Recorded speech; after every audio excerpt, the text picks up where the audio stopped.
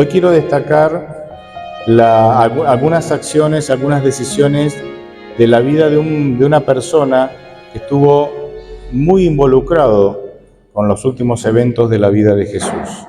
Y me refiero a Pilato. Dios en su sabiduría permitió que se registrara su participación en la crucifixión de Jesús. Y Pilato, cuando uno va a las fuentes no bíblicas, a las fuentes históricas de cómo era, buscando información de cómo era él, nos encontramos que era una persona muy decidida. Cuando quería algo lo lograba bajo cualquier medio, que si tenía que usar medios poco ortodoxos e ilegales para lograr sus objetivos, los lograba, ¿entienden, no? Una persona que avanzaba y que no parecía tener muchos principios, ni muchos escrúpulos, ni muchos valores. De hecho, ninguno de ustedes le pondría a sus hijos por nombre Pilato, como asimismo ninguno de ustedes le pondría a sus hijos por nombre Judas. ¿Han conocido algún Judas? No existe. ¿Por qué? Porque el nombre de Pilato, el nombre de Judas, son nombres que tienen un concepto muy negativo para nosotros. Nadie tiene un concepto positivo de Pilato. Pero miren, yo les voy a mostrar algo interesante de este hombre. Jesucristo fue arrestado el jueves a la noche, estimamos ya tarde, y fue llevado ante Pilatos el viernes a la mañana. Fue crucificado en torno al mediodía del viernes, pero entre el arresto de Jesús el jueves a la noche y la última audiencia que tuvo con Pilato el viernes a la mañana, Jesucristo pasó por 6 instancias de juicio. La primera instancia de juicio fue con Anás, sumo sacerdote. De ahí pasó a Caifás, que era un ex sumo sacerdote, pero que tenía mucho peso todavía, digamos, dentro del ambiente religioso judío. De ahí pasó a tener una tercera instancia de juicio con el Sanedrín, que era el grupo que lideraba al pueblo judío. De ahí pasó a Pilatos. Pilato, como se enteró de que Jesús se denominaba rey, se lo mandó ¿a quién? A Herodes. Y de Herodes volvió otra vez a Pilato. Y fue Pilato el que emitió finalmente la condena. 6 instancias de juicio, entre todos de noche, entre el jueves a la noche y el viernes a la mañana temprano, para luego después ser, con viaje de por medio, ir hasta donde estaba Herodes y volver, para luego ser azotado, flagelado y finalmente crucificado.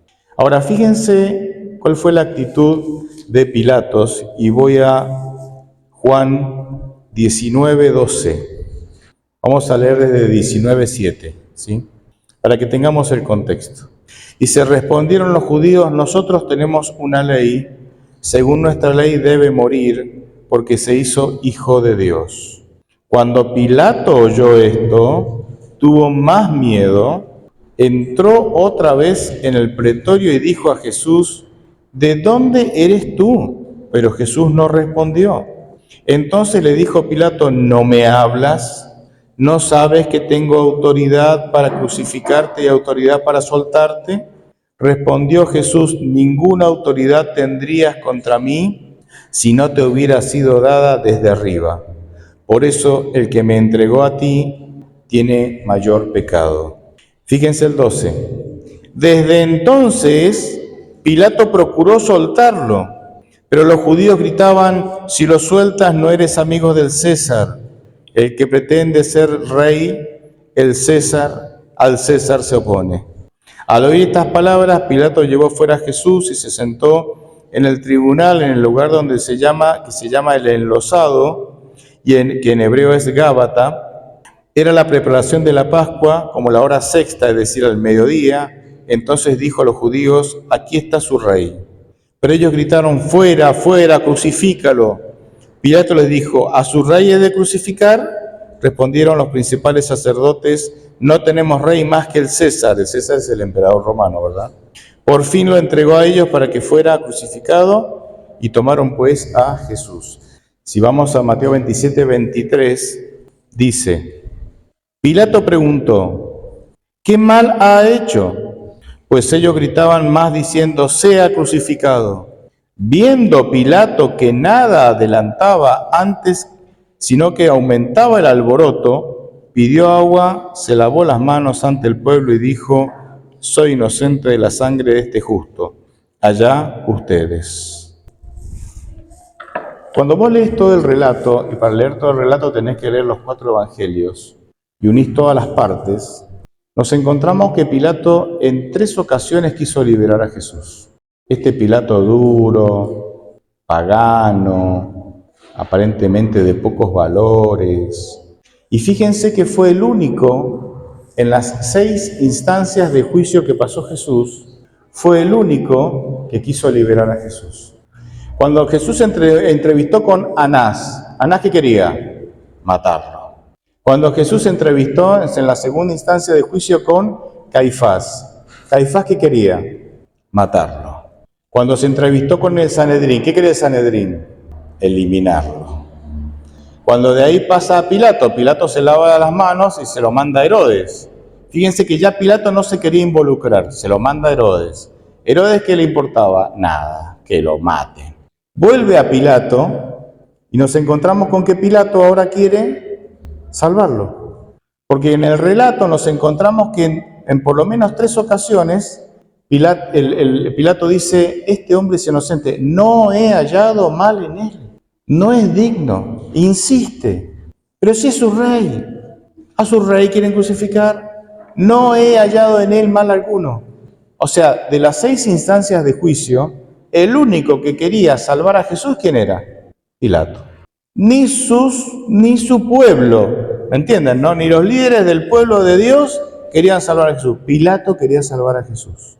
Un hombre que tenía la fama de ser, de tener pocos valores, ¿sí? De no ser una persona así religiosa y bondadosa por naturaleza.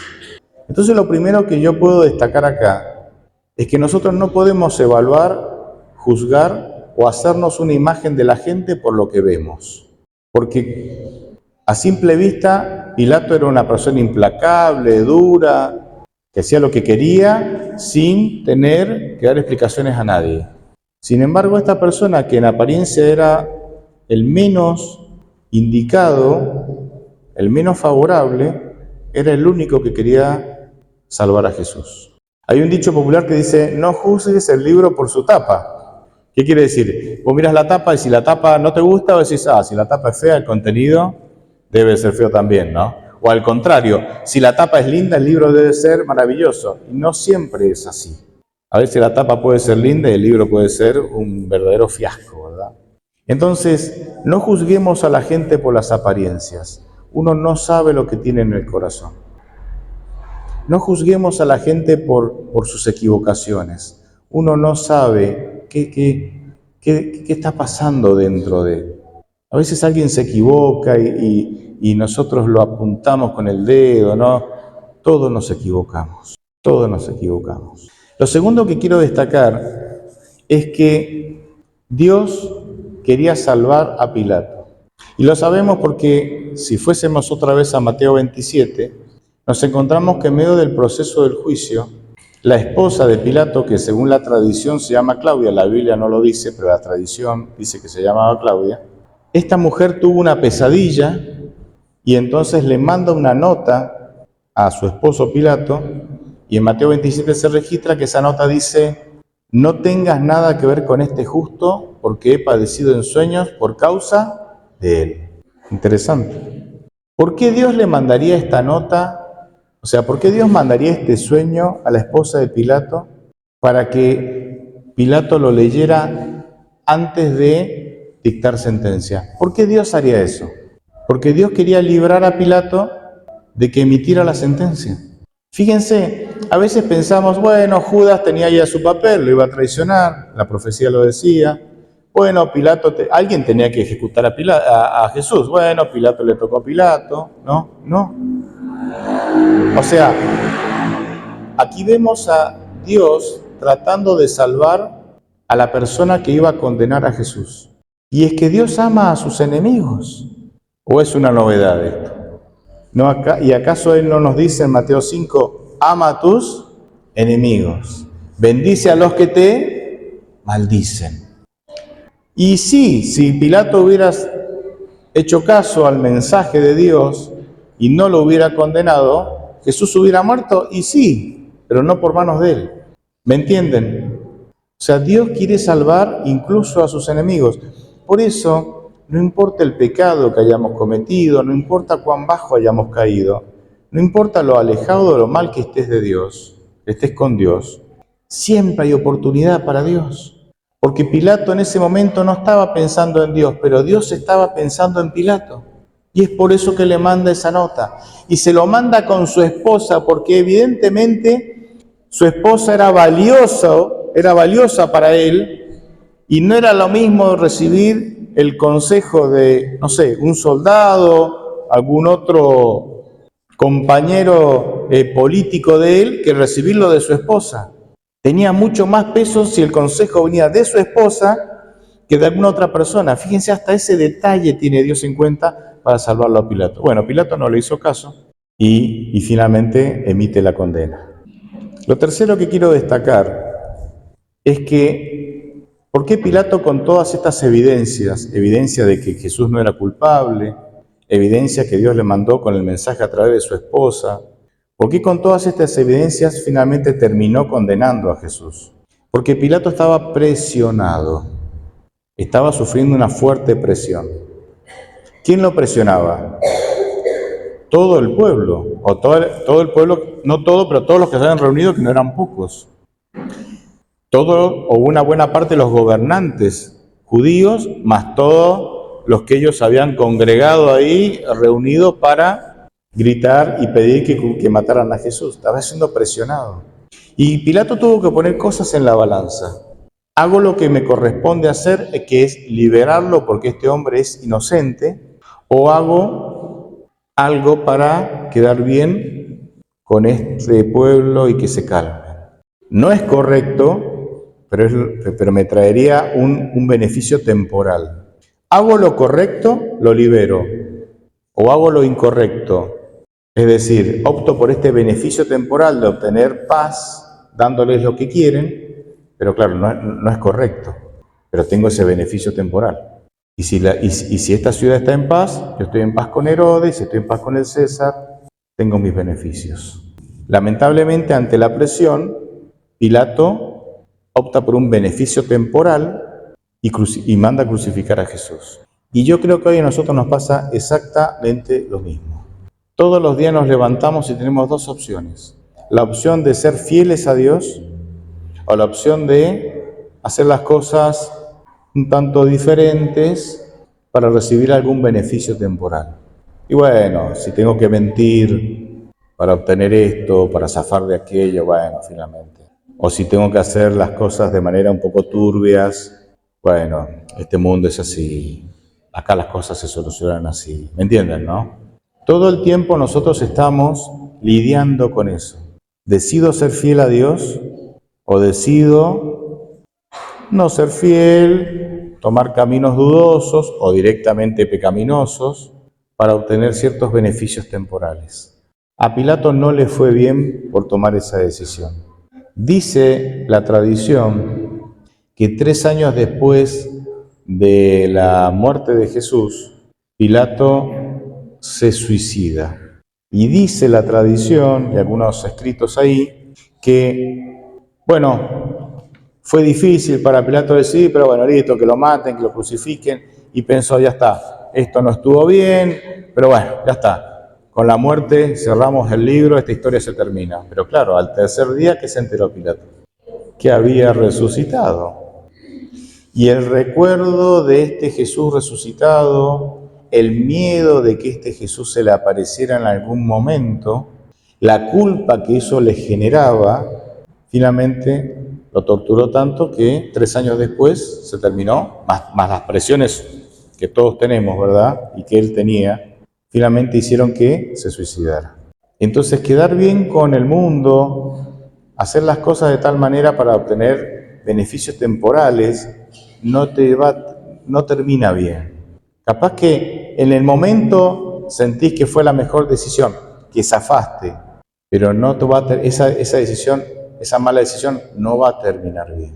Y lo último que quiero destacar es que nosotros estamos en una posición muy parecida a la de Pilato.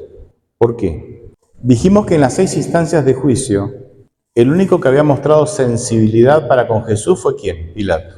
Pero el resto le importaba muy poco que lo maten. El único que sentía que la voz de su conciencia le decía no lo hagas, esto no está bien, ¿era quién? Pilato. Deduzco entonces, concluyo entonces, que el único que era sensible a la voz del Espíritu Santo que le decía no lo hagas, y que lo escuchaba, ¿quién era? Pilato. O sea, Pilato era el único sensible a la voz del Espíritu que le decía no lo hagas. El resto ni escuchaba al Espíritu, lo quería matar, estaban enceguecidos por la ira y los celos, lo querían matar.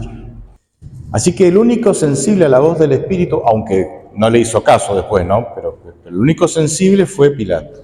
Ahora, ¿por qué ustedes y yo estamos acá esta mañana? Porque posiblemente ustedes y yo somos sensibles a la voz del Espíritu Santo. ¿Puede ser? Puede ser que esta mañana tenías ganas de quedarte en tu cama, pero había una voz interior que te decía, anda a la iglesia, te va a hacer bien. O me pasa a mí nomás. O sea, estamos acá porque somos sensibles a la voz del Espíritu. Porque podrías estar trabajando, podrías haberte ido a pescar. A algunos les encanta pescar acá, ¿no? Podrías estar haciendo otra cosa, pero estás acá ¿por qué? Lo más probable es que estés porque vos también seas sensible a la voz del Espíritu. Ahora fíjate, qué interesante. Dijimos que nadie tiene un concepto positivo de Pilato, por eso nunca le pondría Pilato, nunca le pondría Poncio Pilato como nombre a su hijo. Sin embargo, nos encontramos en la misma instancia. Pilato era sensible al Espíritu Santo y vos y yo estamos acá en la iglesia hoy porque también somos sensibles al Espíritu Santo.